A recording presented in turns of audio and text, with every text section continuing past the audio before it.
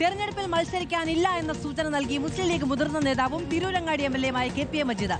തെരഞ്ഞെടുപ്പ് രാഷ്ട്രീയത്തിലേക്ക് ചെറുപ്പക്കാരും പുതുമുഖങ്ങളും വരണമെന്ന് KPA മജീദ് റിപ്പോർട്ടറിനോട് പറഞ്ഞു.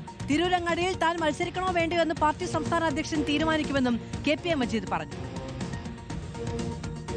ചെറുപ്പക്കാർ വരണം, വിദ്യാർത്ഥി സംഘടന ആൾക്കാർ വരണം, പുതുമുഖങ്ങൾ വരണം. എങ്ങനെ വരാൻ കഴിയും? എല്ലാ സീറ്റും MLA-മാരില്ലേ? അതിന് സീറ്റ് കണ്ടെത്തുക എന്നുള്ളത് നേതാക്കന്മാരുടെ ചുമതലയാണ്. അവർ സീറ്റ് കണ്ടെത്തുമ്പോൾ എല്ലാവരും മാനസികമായി മാറാൻ തയ്യാറാവേണ്ടി വരും. അപ്പോൾ കുറേ MLA-മാരെ ഒഴിവാക്കേണ്ടി ഒരു പാർട്ടിക്ക് പുതിയ തലമുറയെ കൊണ്ടുവരേണ്ടി വരും. ഞാൻ തീരുമാനമെടുത്തിട്ടുണ്ട്. അതായത് മത്സരിക്കൂല എന്നുള്ള കാര്യം, ഇനി മത്സരിക്കുള്ള കാര്യം പുറത്ത് ഒഴിവാക്കരുത് എന്നാണ് പ്രസിഡന്റ് എന്നോട് പറഞ്ഞത്. അതുകൊണ്ട് ഞാൻ അക്കാര്യത്തെ പറ്റി പറയാൻ കഴിയില്ല എനിക്ക്, പാർട്ടിക്കാരനുണ്ട്. പക്ഷേ പാർട്ടിയിൽ ധാരാളം ആളുകളെ കടന്നു വരുന്നുണ്ട്. മുബഷീർ P. അക്ബർ ചേരുകയാണ് നമ്മളോടൊപ്പം വിവരങ്ങളുമായി. മുബഷീർ, ഇത്തവണ ഈ നിയമസഭ എനിക്ക് തോന്നുന്നു കെ ബാബുവിന്റെ ഇനി മത്സരത്തിനില്ല എന്ന പ്രഖ്യാപനത്തോടു കൂടി ചർച്ച ചെയ്യപ്പെട്ടതാണ്.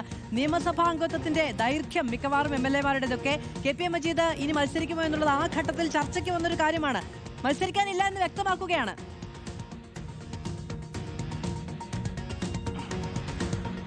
തീർച്ചയായും അത് മത്സരിക്കാനില്ലെന്ന പരോക്ഷമായിട്ടുള്ള ഒരു പ്രഖ്യാപനം തന്നെയാണ് KPA മജീദ് നടത്തിയിരിക്കുന്നത്. നമുക്കറിയാം, ദീർഘകാലമായിട്ട് ജനപ്രതിനിധിയായി തെരഞ്ഞെടുക്കപ്പെട്ട വ്യക്തിയാണ് KPA മജീദ്. മുസ്ലിം ലീഗിന്റെ ദീർഘകാലമായി സംസ്ഥാന ജനറൽ സെക്രട്ടറി പദവിയിലും കൂടി ഉണ്ടായിരുന്ന വ്യക്തിയാണ്. തിരുവങ്ങാടി MLA-ആണ് നിലവിൽ.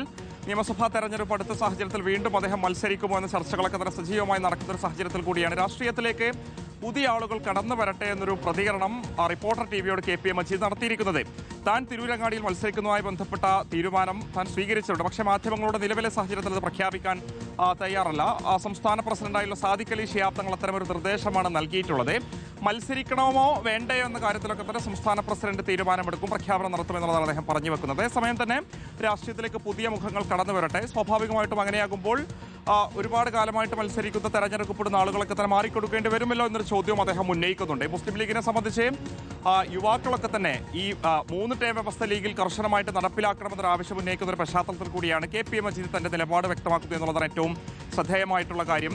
സീനിയേഴ്സ് ആയിട്ടുള്ള MLA-മാരൊക്കെ തന്നെ മാറിയതുകൊണ്ട് പുതുമുഖങ്ങൾക്ക് അവസരം കൊടുക്കണമെന്നുള്ളത് യൂത്ത് ലീഗിന്റെ കാലങ്ങളായിട്ടുള്ള ആവശ്യമാണ്.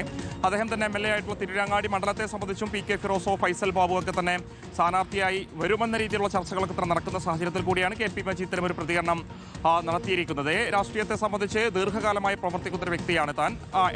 80-ന്റെ തുടക്കത്തിൽ രാഷ്ട്രീയത്തിൽ വന്ന ആളാണ്. ഒരുപാട് തവണ MLA ആക്കി തന്നെ തെരഞ്ഞെടുക്കപ്പെട്ട വ്യക്തിയാണ്. സ്വാഭാവികമായിട്ടും പുതിയ ആളുകൾ വരുമ്പോൾ മാറിക്കൊടുക്കേണ്ടി വരുമല്ലോ. ആ ഒരു അവസരമൊക്കെ തന്നെ ഉണ്ടാക്കി കൊടുക്കേണ്ടത് അത് രാഷ്ട്രീയ പാർട്ടികളുടെ നേതാക്കളാണെന്നുള്ള അദ്ദേഹം പറഞ്ഞു വെക്കുന്നുണ്ട്. അതേസമയം പൂർണ്ണമായിട്ടും ഇനി തെരഞ്ഞെടുപ്പിൽ മത്സരിക്കാനില്ലെന്ന ഒരു പ്രഖ്യാപനം നടത്താൻ അദ്ദേഹം തയ്യാറായിട്ടില്ല.